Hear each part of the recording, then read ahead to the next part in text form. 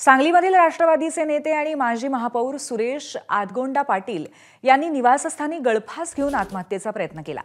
पाटील यांना तातडीने इथल्या उशक्काल रुग्णालयामध्ये दाखल करण्यात आले। सुरेश पाटील यांनी आत्महत्या करण्याचं टोकाचं पाऊल का उचललं याचं कारण मात्र अजूनही अस्पष्ट आहे। सुरेश पाटील यांनी त्यांच्या घरातच साडीने गळफास लावण्याचा प्रयत्न केला। कुटुंबियांच्या लक्षात ही बाब आल्यानंतर त्यांना तातडीने रुग्णालयामध्ये दाखल करण्यात आलं। तिथे अतिदक्षता विभागामध्ये त्यांच्यावरती उपचार सुरू करण्यात आले। या संदर्भात अधिक माहिती देत आहेत आमचे प्रतिनिधी कुलदीप माने। कुलदीप, नक्की हा सगळा प्रकार कधी घडला, त्याच्या मागचं कारण आता अजून काही कळू शकलंय का?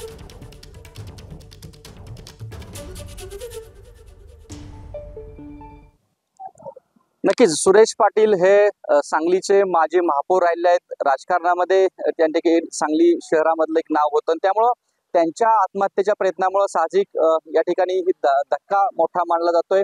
नेमकी या सुरेश पाटील यांच्या आत्महत्येचा प्रयत्न करण्यामागची कारणं अद्याप स्पष्ट होत नसली तरी अलीकडं राजकारणापासून ते काही अलिप्त होते। मात्र उद्योग जो आहे, त्यांचा व्यवसाय जो आहे त्यांनी काही वाढवला होता।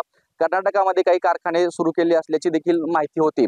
त्यामुळे या सगळ्या या आत्महत्येच्या प्रयत्नामागे काही आर्थिक विवंचना किंवा कर्ज या बाबत काही अशी काही प्रकरणं आहेत का, हे देखील या ठिकाणी काही दिवसामध्ये समोर येईल। मात्र एक राजकारणामधला आणि एक माजी महापौर व्यक्ती असलेला या ठिकाणी आत्महत्येचा प्रयत्न करतो, यामुळे साहजिक सांगलीमध्ये खळबळ माजलेला आहे। या ठिकाणी प्राथमिक जे आहेत, या ठिकाणी विश्रामबाग पोलीस ठाण्यामध्ये याची नोंद झालेली आहे। पुढील तपासामध्ये या सुरेश पाटील यांच्या आत्महत्येमागचं कारण समोर येईल। अद्याप प्रकृती त्यांची स्थिर असल्याचं हॉस्पिटलकडून सांगितलं गेलंय।